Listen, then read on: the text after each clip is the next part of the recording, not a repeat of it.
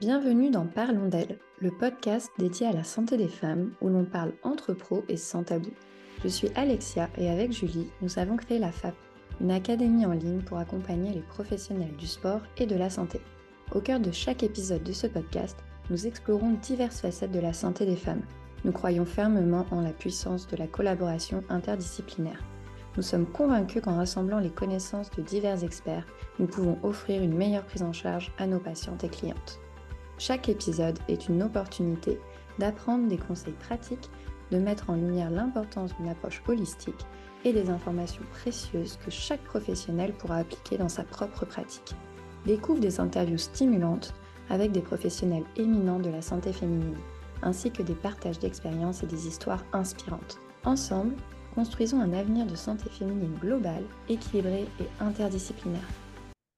Bonjour Caroline, bienvenue sur le podcast. Je suis ravie de t'accueillir aujourd'hui. Aujourd'hui, on va parler de grossesse, de préparation physique, de préparation du corps, de mouvement, de massage, de traction, de mobilité, de tout ça ensemble.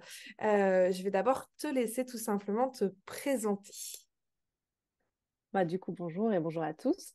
Moi, c'est la première fois que je fais ça. Je suis un petit peu intimidée. Merci vraiment de m'inviter. Je suis très honorée. Et voilà. Ce que je trouve génial dans ton travail, Julie, c'est l'idée de transmettre au maximum. Et c'est un peu ça qu'on veut faire aujourd'hui. Donc, je me présente. Je suis Caroline Gonon. Je suis kiné et ostéopathe. Euh, c'est deux métiers, mais j'aime bien faire ces deux choses-là. Et je me suis spécialisée petit à petit autour d'abord du bébé et après de la femme et puis du coup de la femme enceinte en me rendant compte que c'était vraiment un moment, l'accouchement, un moment charnière dans la vie d'une femme et d'un couple et que il y avait malheureusement des lacunes au moment de l'accouchement où tout n'était pas proposé à la femme et elle pouvait du coup ne pas être au courant de certaines choses. Et du coup, j'avais envie de la former pour qu'elle soit le plus au courant de ce qu'elle peut demander ou de ce qu'elle peut faire avec son corps aussi, pour être le plus actrice possible de son accouchement et que ça se passe le mieux possible parce qu'on sait que ça a beaucoup de conséquences pour elle, pour sa vie de femme, pour sa vie de mère, de relation avec son enfant. Et ça, voilà, sa vie dans le couple aussi. Donc voilà, je suis formatrice pour aussi donc, former des professionnels de santé, donc kiné et kiné sage-femme, suivant la formation que je fais, pour prendre en charge les femmes enceintes et les amener à être le plus autonome possible pour leur accouchement. Alors, j'aimerais qu'on commence la discussion par le système osseux. Si tu veux, on va aller chercher les trois systèmes. Donc, le système osseux, le système musculaire, dont global et périnée. Puis après, on ira chercher le système respiratoire. L'idée, c'est qu'elle refasse les choses aussi chez elle. Et voire même, parfois, on peut faire des ateliers, je sais que tu en fais aussi, et moi aussi, avec le conjoint, pour aussi, parfois, le conjoint peut aider à cette mobilité-là. En gros, si on veut faire très simple, la base, c'est que plus c'est mobile, mieux l'accouchement va se passer. En gros, plus le bébé peut passer, enfin, les mouvements peuvent se faire. Et en gros, on va chercher du coup à gagner la mobilité du coup du bassin et puis du coup de la colonne, colonne proche, hein, parce qu'au niveau des lombaires, etc., ça y joue. Donc voilà, mobilité du bassin de façon à ce que le bassin s'ouvre bien au début pour accueillir le bébé et puis après, du coup, voilà, qu'il y ait bien cette mobilité des ailes iliaques, etc. On a beaucoup de femmes enceintes qui ont des douleurs au niveau des sacro-iliaques et de la symphyse pubienne. Alors, c'est vrai qu'en fait, il y a toujours un peu une dualité, je pense que tu le rencontres avec tes patientes, on recherche une mobilité, mais on sait aussi que les hormones travaillent cette mobilité et que parfois, il y a des endroits qui bougent beaucoup et qui entraînent une douleur, notamment avec la symphyse. Et en fait, l'idée, c'est d'avoir un équilibre, parce que souvent, elles ont une mobilité et la douleur vient souvent parce qu'il y a un déséquilibre qui s'est créé avec un endroit qui bouge plus que l'autre Et ça peut faire des cisaillements et des douleurs au niveau de la symphyse pubienne. Donc, en fait, l'idée, c'est toujours, en effet, de garder cette mobilité, mais équilibrée entre l'avant et l'arrière, entre la droite et la gauche. Exactement ça. Moi, j'explique aussi que on a un système musculaire qui doit un petit peu travailler à la place des ligaments qui, eux, sont détendus par cette hormone, la relaxine, hein, qu'on connaît bien. Et on l'aime bien, cette relaxine, parce que c'est elle, justement, qui va permettre de détendre les ligaments et de retrouver cette mobilité. Et donc, aussi, il faut avoir une adaptation progressive à l'effort, que le déconditionnement à l'effort qu'on peut avoir avant la grossesse ou au début de grossesse parce que on a été très malade sur le premier trimestre peut engendrer. Donc, il faut effectivement, du coup, il faut jongler entre trouver la bonne répartition de la mobilité, la bonne force musculaire, le bon maintien musculaire et jongler entre tout ça, entre effectivement mobilité et stabilité. C'est là où on va exceller dans notre prise en charge. Exactement. La mobilité qu'on recherche, c'est aussi pour qu'on dit l'accouchement se passe bien, mais un accouchement qui se passe bien, c'est qu'un accouchement qui n'est pas trop long. Et plus en fait le bassin est mobile, plus l'accouchement va être rapide, en tout cas serein, et puis oui, mieux ça passe. Et le bébé, en fait, il y a une étude qui est sortie depuis quelques temps déjà, mais on a montré que si l'accouchement dure moins de 3 heures, et puis s'il dure plus de, j'ai oublié, mais je crois que c'est 9 heures ou 10 ou 12 heures, faudrait que je reprenne. Faudra mettre ça. Mais il y a des risques de torticolis pour le bébé. Parce que les pressions, en fait, à chaque contraction, si l'enfant il est coincé dans le bassin, en fait, il subit d'autant plus les contractions et longtemps. Et en fait, ça peut avoir une action, un syndrome d'éloge, en fait, au niveau du SCOM. Et en fait, on peut avoir un torticolis. Du coup, même pour le bébé, en fait, cette mobilité, on la recherche. Et dans le bassin, il y a aussi le coccyx, je dirais. Oui. Du coup, aussi à travailler vraiment le coccyx. La mobilité du coccyx est aussi super importante. Et comme beaucoup de femmes passent leur temps assises quand elles travaillent ou ceci, on a vraiment souvent, tout le monde n'a pas du temps assis, on a quand même souvent des coccyx qui sont partis en avant et qu'on a besoin donc de travailler la mobilité et le recul. Donc, je reprends ta question. Qu'est-ce qu'on fait concrètement? Il y a pour moi deux choses. Il y a une chose que c'est nous, le thérapeute, qui pouvons faire sur la patiente, où on va du coup mobiliser nous par des massages, mais des mobilisations où on va chercher à assouplir l'articulation, la mobilité de l'aile iliaque par rapport au sacrum, du coccyx par rapport au bout, le sacrum. Voilà, on va chercher à mobiliser nous l'ensemble. On a aussi des manœuvres pour ce qu'on appelle harmoniser en fait la symphyse pubienne, mais voilà, par un jeu musculaire avec la patiente, mais pour aider à essayer de mettre bien en phase les deux branches de la symphyse pubienne. Par un jeu musculaire, on sait faire ça.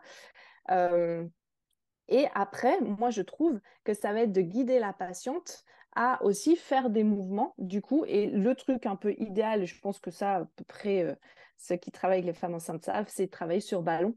Ou sur ballon, on peut vraiment avoir...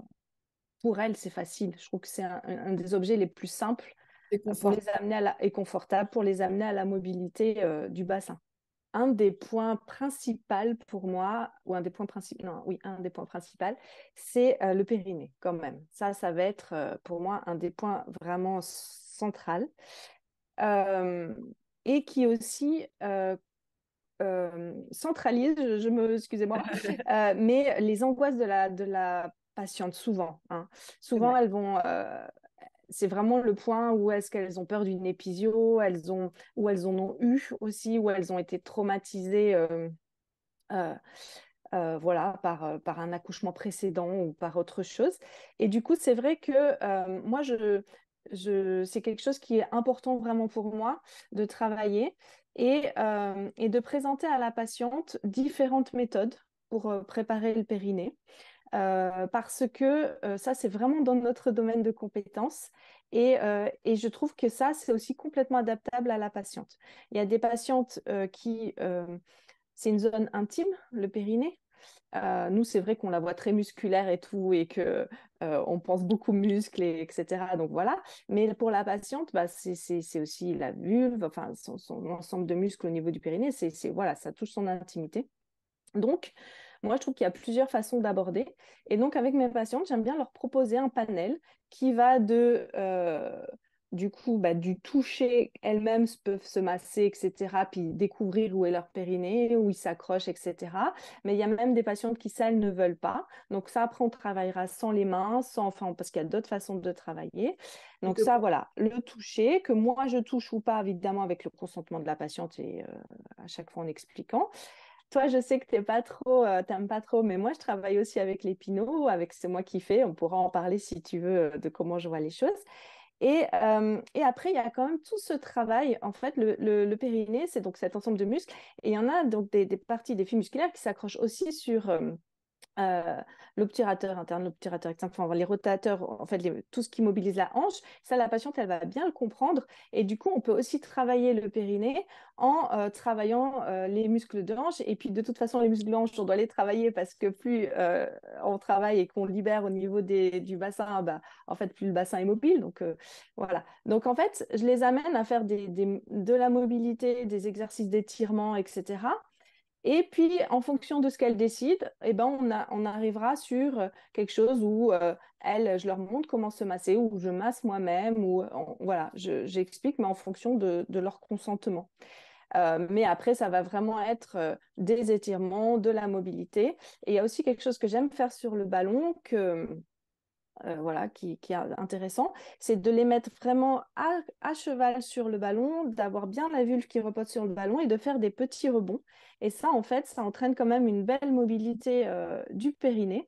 Avec les jambes écartées, ça entraîne une mobilité de toute façon des muscles aussi, des rotateurs de hanches, et puis ça entraîne une mobilité du bassin.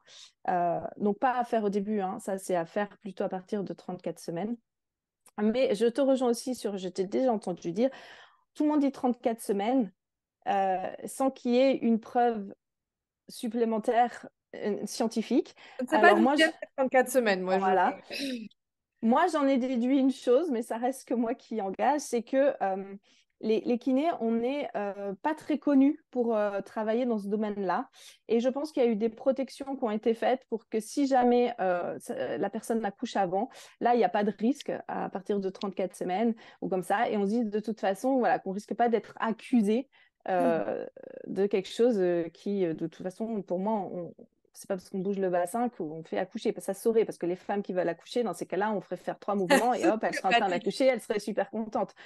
Et même quand on prépare aussi à l'accouchement, moi, je prépare aussi à la césarienne. Ça, c'est un autre sujet. Mais parce que, en effet, en fait, j'ai accouché 3 fois. Ça s'est bien passé, mais enfin, non, pas toujours, mais voilà, comme toi.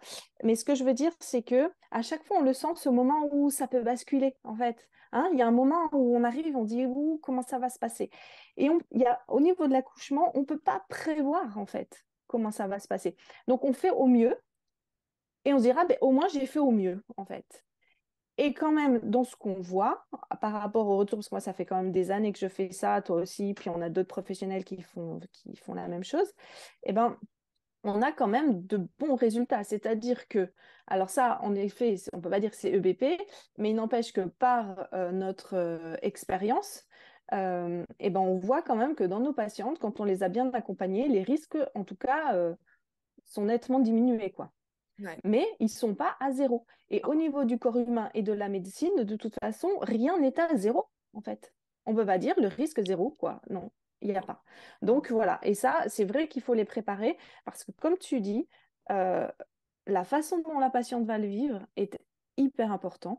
Et justement, il faut lui donner les armes. Et moi, je trouve que dans notre formation, enfin, quand on l'accompagne, ça fait vraiment ça aussi, donner les armes, que si ça ne se passe pas comme on avait pensé, mais on a quand même les armes pour avancer et pour s'en sortir, quoi. Tu nous as parlé d'obturateur interne tout à l'heure, de muscles rotateurs de hanche. Donc, effectivement, ces muscles-là vont aussi être des muscles clés Clé. dans la préparation physique du corps. Et là, on va travailler. Qu'est-ce qu'on va travailler comme mouvement? Du coup, c'est assez simple, mais voilà, de bien avoir cette notion de travailler ces mouvements qui sont finalement assez importants. Ah bah oui.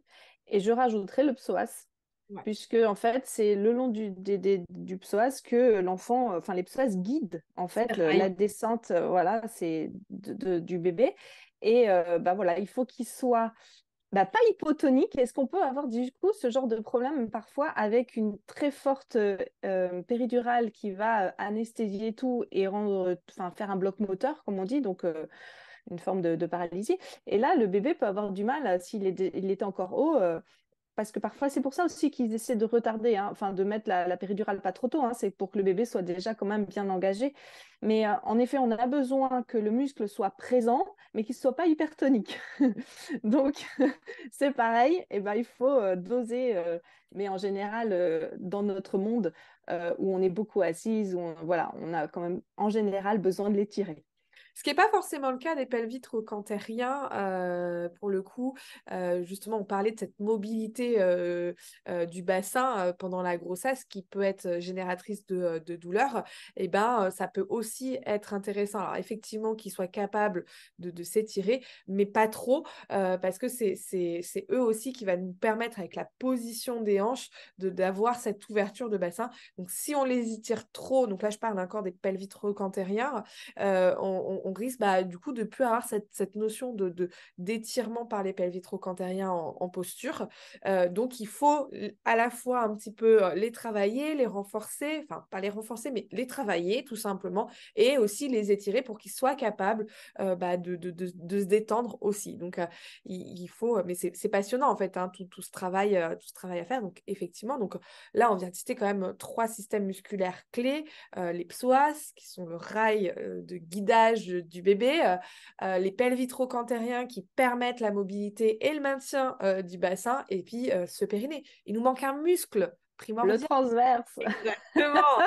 Le transverse de l'abdomen, qui est un muscle. Alors, je ne sais pas si du périnée et du transverse, lequel est plus mis à mal. Je dirais pendant la grossesse, ça va être le transverse. Pendant l'accouchement, plutôt le périnée. Mais le transverse, il est étiré à l'extrême et très, très rapidement. 9 mois dans la vie d'une femme, c'est rien. Mais rien du tout. Et en 9 mois, on va lui demander de s'étirer énormément et de porter le bébé. C'est lui qui porte le bébé avec les grands droits. Donc, il faut qu'il soit à la fois fort pour tenir et puis qu'il puisse s'étirer. Donc, ce muscle est un muscle complètement clé de la grossesse. Et il va nous aider pendant l'accouchement avec la respiration pour axer le bébé. Et puis, en postpartum, il va falloir le récupérer, ce muscle. Donc, il ne faut surtout pas l'oublier pendant la grossesse. Ah non, non, c'est clair, c'est un muscle totalement essentiel et je dirais qu'on soit un homme ou une femme, qu'on accouche ou qu'on n'accouche pas. C'est pas faux. Ça, c'est clair. Ce que je trouve magnifique en fait dans le transverse, c'est qu'il est en 2 parties. Et donc, il y a la partie très basse qui est en dessous du nombril, mais on dirait même de la culotte, en fait, c'est à peu près la limite. Enfin, ça dépend des culottes qu'on porte, hein. Mais voilà, de quelques centimètres au-dessus de la symphyse. Et en fait, à cet endroit-là, enfin, je rappelle un peu ce détail anatomique, hein, peut-être que vous connaissez, mais je le redis, où les grands droits, en fait, vont plonger à l'intérieur, mais du coup, au début, il est dessus, et après, il sera dessous, les grands droits. Et ce que je trouve quand même très très bien fait, c'est que du coup, quand on regarde une femme enceinte, on va voir en fait que là où il y a plus ou moins sa culotte, ça reste quand même, ce n'est pas détendu, ça reste bien, ça tient justement, et ensuite le ventre part. Et ça, c'est super bien fait quand même. Ouais. C'est Parce magique. que c'est extraordinaire, parce que heureusement, autrement on aurait vraiment le ventre qui partirait en avant, ça serait bien, bien problématique. Et d'ailleurs, parfois on a ces ventres du coup qui partent en avant, ces ventres pendulum de patientes qui ont des transverses à la base déjà malmenés, et du coup ça entraîne des conséquences aussi sur la patiente. Du coup, ce transverse, en effet, à travailler. Alors, très simplement, hein, on souffle, on rentre le ventre. Voilà, sur l'expiration, mais on rentre le ventre vers le haut. Ça, c'est super important. C'est que nous, ça nous semble hyper logique, mais j'ai quand même vu des patients parfois que je récupère qui souffrent, qui rentrent le ventre, mais qui poussent vers le bas.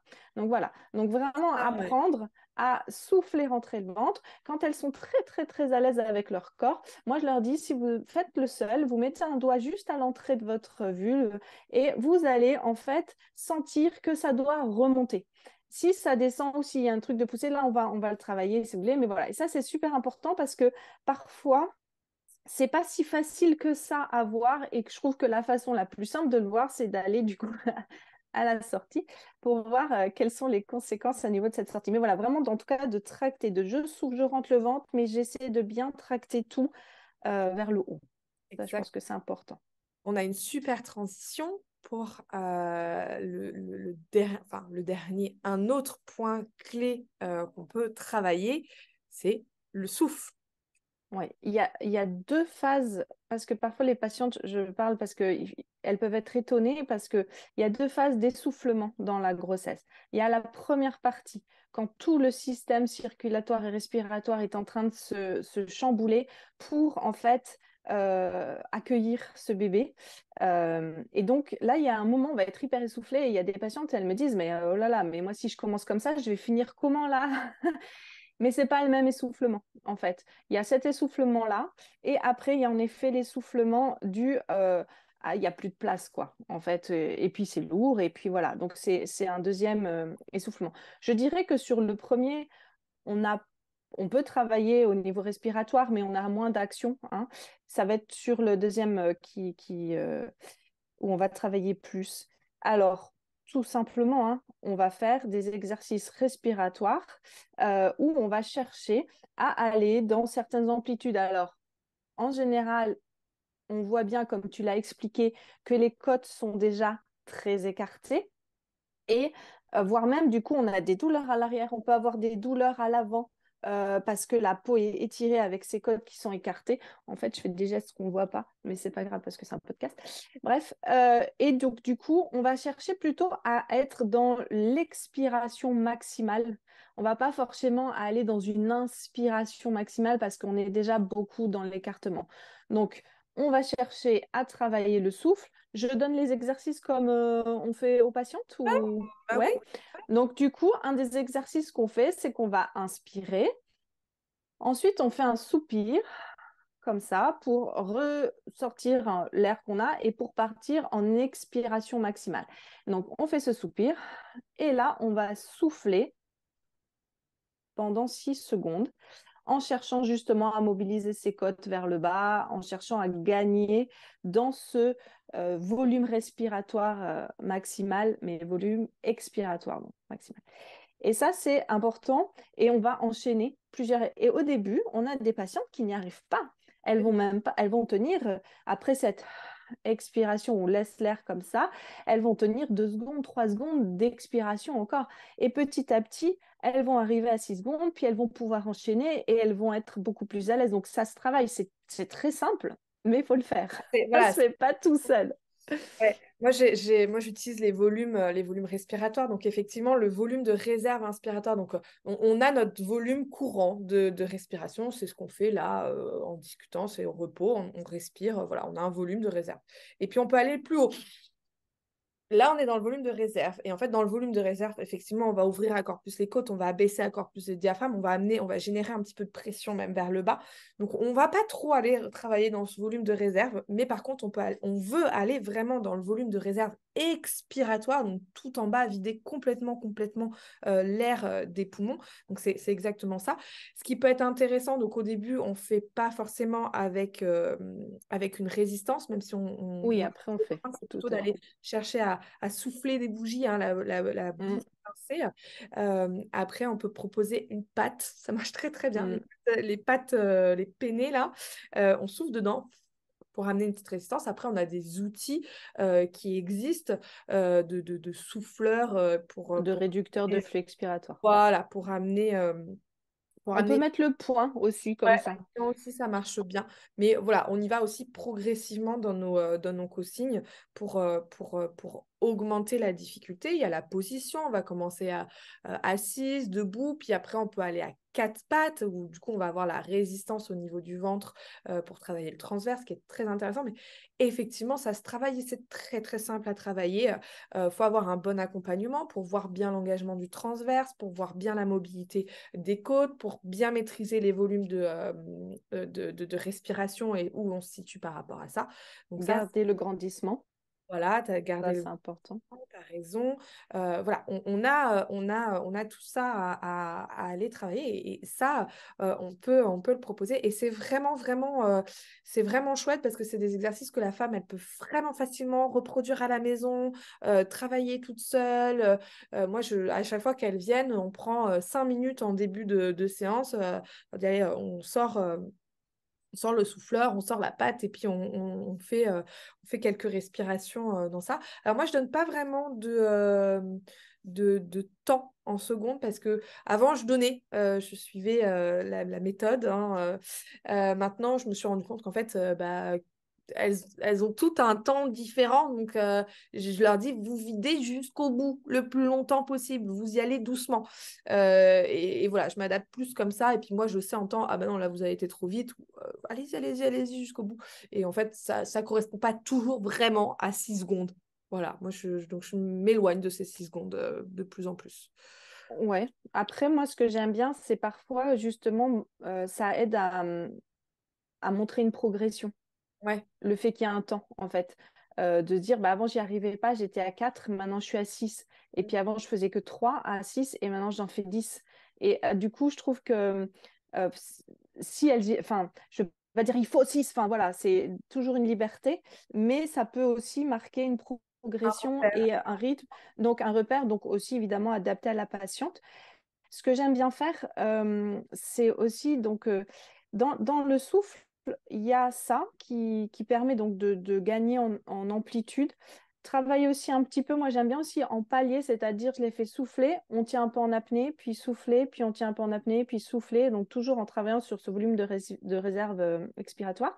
Donc mais un peu comme on peut le faire, j'en fais plus, mais j'ai eu fait des réadaptations à l'effort sur des gens qui avaient des soucis cardiaques et on est sur ce même genre ou des gens qui ont été opérés d'un poumon où on doit récupérer de la capacité respiratoire, on est complètement dans ce genre de mouvement et aussi du coup en travaillant en ouverture si on veut travailler plus d'un côté, plus de l'autre, comment elle se sent, si elle a l'impression qu'elle est plus coincée d'un côté et de l'autre, enfin on s'adapte et ça c'est vraiment la respiration qui va aider à gagner de la capacité respiratoire, mais pas que, parce qu'on a vu que quand on souffle en rentrant le ventre avec le transverse, ça permet d'engager le bébé. Et donc, c'est aussi, en plus, en entraînant Et leur dose. une délordose, merci, en fait, on va avoir le bébé qui s'engage. Donc, c'est aussi une respiration intéressante à faire en début de travail, en fait. Ouais. Ça, c'est aussi. Et je trouve que dans le travail, en fait, on a 3 respirations du coup à travailler avec la patiente et à faire avant parce que qu'elle les maîtrise bien, en fait. Donc, moi, je fais travailler ça, cette respiration-là, qui est pour moi la respiration de la grossesse et du début du travail. Après, on peut être, quand ça devient plus intense au niveau du travail, se mettre dans sa bulle et faire vraiment, par contre, là, j'expire le plus longtemps possible, mais comme si je voulais éteindre une bougie, mais sans l'éteindre. Et où plus rien, c'est vraiment comme vraiment de la relaxation, où vraiment je ne contracte plus rien. Et ça, c'est pendant les temps de contraction beaucoup plus fortes, quand les contractions On peut, deviennent beaucoup ouais. plus fortes. Ça, on peut aussi vraiment dire, voilà, gorge relâchée, Voilà, détendue, en fait, vraiment pas aller chercher voilà, de l'aigu, plutôt du grave, quitte à émettre un peu un son un peu bestial, tout à primaire, fait. mais justement pour ouvrir, ouais, Voilà. c'est très Et intéressant. ça, sans aucune. Et je trouve que du coup, la contraction, on va la vivre plus sereinement, on arrive à la saisir et on peut. Je trouve que c'est vraiment dans ça qu'il faut aller quand on veut accoucher sans péridurale. Mm. Évidemment, avec une posture adaptée, parce que si on a le bassin coincé, c'est très douloureux. Et donc, du coup, vraiment, voilà, ça, c'est une autre respiration à travailler. Ah, je dirais, il m'en manque encore deux. Ensuite, il y a la poussée. Ouais. Comment travailler la poussée. Donc, on en parle maintenant ou Oui, oui, c'est... on Ouais. peut. Donc là, quand on est au moment où on expulse le bébé, donc vraiment au moment de l'accouchement proprement dit, quand le bébé sort, en fait, ça va être de bloquer, alors soit en réduisant vraiment le flux, si on a un réducteur de flux expiratoire, comme le Winnerflow pour nommer un, et autrement avec le poing ou avec la paille, comme tu dis. Et en fait, là, on va vraiment souffler en cherchant à rentrer le ventre. Donc, On va mais mettre là, on du résiste vraiment corps. très fort et on rentre le ventre et vraiment, il faut mettre de la force fort. Un temps, moi, je donnais à mes patientes aussi des ballons baudruche. Ouais. Parce qu'au début, quand il faut souffler dans le ballon baudruche, c'est super dur. Et du coup, avec le ballon baudruche, voilà, on souffle et on rentre vraiment le ventre. Et une contraction, enfin, quand on est, ça c'est quand on a ce désir d'expulser, parce que là, on est en train de sortir le bébé, ça dure plus longtemps qu'une respiration. Enfin, moi, sur une expiration, on n'y arrive pas. Donc, ce que je conseille aux patientes, soit elles arrivent à reprendre un peu l'inspire et elles continuent. Franchement, c'est difficile. Donc, en général, quand elles sont en fin de cette expiration avec le ventre rentré, on se met en apnée, mais on continue à rentrer le ventre en poussant. Mais en rentrant le ventre. Et ça, c'est important parce que du coup, comme ça, on n'abîme pas et on ne descend pas Je tout. sens pas les Donc, organes. voilà, on ne descend pas les organes. Et du coup, c'est vraiment, je commence comme ça. Et quand j'en peux plus, je continue en rentrant le ventre, mais en apnée. Et en général, là, on arrive à tenir et on est efficace parce qu'autrement, le bébé risque de faire je descends, je remonte, je descends, je remonte, il fait bouchon, comme on dit. Donc là, il faut vraiment le sortir. Et ça, c'est super efficace. Et la dernière respiration qui, pour moi, est essentielle, c'est ce qu'on appelle la fausse inspiration. C'est vraiment l'apnée. Pourquoi? Mais ça, c'est quand le bébé est sorti. Parce que il n'y a que 8% des grossesses, si je ne me trompe pas sur le chiffre, où il y a un risque en fait d'hémorragie. Et le gros risque d'hémorragie, en fait, c'est 8%, c'est quand le placenta, il ne s'en va pas. En général, le bébé sort et après, dans les 10-15 minutes qui suivent, le placenta sort sans qu'on ait besoin de rien faire. C'est l'utérus continue à contracter, paf, ça sort. Mais il y a un peu de grossesse, si j'ai bien retenu, c'est 8%, où ça ne se fait pas comme il faut. Et là, le risque d'hémorragie, par contre, il remonte. Et en plus, du coup, là, on est en risque vital. Et en fait, de faire les apnées, donc c'est j'expire et je bloque tout et je cherche à tout remonter en apnée. Ça fait vraiment comme ça au niveau de l'utérus et ça aide à sortir le placenta. Et j'ai eu des patientes et j'y tiens vraiment à celle-là, cette respiration. Parce que moi, dans mes patientes, j'en ai eu plusieurs qui avaient ce problème-là et qui l'ont fait. Et le placenta est sorti très facilement. Je ne savais pas. Ah, ça marche, mais ça D'accord. marche incroyablement en 2-3 respirations. Et à chaque fois, c'est elles qui ont été actrices et moteurs de cette respiration-là. Malheureusement, on ne les a pas guidées à ce moment-là pour faire Moi, cette respiration. je n'avais pas du tout entendu parler de Et ça. ben ça, c'est incroyable comme ça fonctionne. J'ai plein de retours. Alors, j'ai pas fait d'études là-dessus, c'est pas des études, mais c'est vraiment un retour d'expérience et vraiment j'en ai. Et pour des femmes avec qui ça avait été, c'était par exemple la troisième grossesse, et en fait, ça arrive que quand ça arrive, alors c'est pas obligé que ça arrive à chaque grossesse, mais quand ça vous est arrivé une fois, il est fort probable que ça arrive à la deuxième, il est fort probable que ça arrive à la troisième. Moi, je le vois dans mes patientes. Et ça change tout. Et là, il y a souvent la sage-femme qui va dire ah oui, c'est vrai, on m'avait parlé de cette respiration, ou bien de. Mais ça n'est jamais venu de la sage-femme. Je fais un appel, s'il y a des sages-femmes qui écoutent, Oh, c'est s'il vous plaît. intéressant. C'est Parce intéressant. que c'est vital. Ouais. Parce que c'est vital, en fait. Et là, le placenta se décolle, mais à chaque fois, j'ai ce retour d'expérience et elles me disent, mais c'était incroyable, 2-3 respirations, plaf, le placenta était dehors sans aucun souci. Et Ok. c'est dommage parce que vraiment, c'est hyper efficace. Donc, voilà. Et après, quand tout se passe bien, parce qu'en général, vous rassurez-vous, si vous êtes des patients que vous allez accoucher, en général, on n'est pas dans les 8%, on est dans le reste. Le placenta sort très bien. Et ben, cette respiration d'apnée à faire rapidement parce que ça aide à tout remettre en place, ça aide à ce que l'utérus redevienne petit, ça aide à... On a l'impression que ça referme, en fait, le bas, pour l'avoir vécu ou pour avoir des témoignages. Et ça, c'est aussi important parce que si c'est votre deuxième ou troisième grossesse, vous allez avoir des douleurs de tranchée. Les Oui. douleurs de tranchée, donc c'est des contractions utérines pour que l'utérus se remette en place. Si vous faites des apnées, eh ben en fait, votre utérus va se remettre en place très très vite. Et moi, j'ai moi vécu, mais mes sœurs, mais aussi des patientes, la sage-femme qui dit bah, il est où votre utérus? Ah, mais il est tout petit. D'accord. Surprise, parce que l'utérus est revenu en place très vite. Alors voilà, c'est vraiment une respiration à laquelle je tiens aussi dans D'accord. ce moment-là. Eh ben, très bien. Bah, c'est très intéressant d'aller travailler effectivement toutes ces respirations. On le voit, c'est primordial dans la prise en charge. Donc là, on a vraiment évoqué plein de pistes de travail. En tout cas, merci Caroline pour ce partage d'expériences et de connaissances. C'était très, très riche. J'espère que cet épisode vous aura plu et que vous aurez appris pas mal de choses. C'était assez chouette et on se retrouve bientôt pour un prochain épisode. Merci beaucoup, Caroline. C'est terminé pour l'épisode du jour, on espère qu'il t'a plu. N'hésite pas à nous laisser un commentaire ou à le noter et on te donne rendez-vous la semaine prochaine pour un nouvel épisode.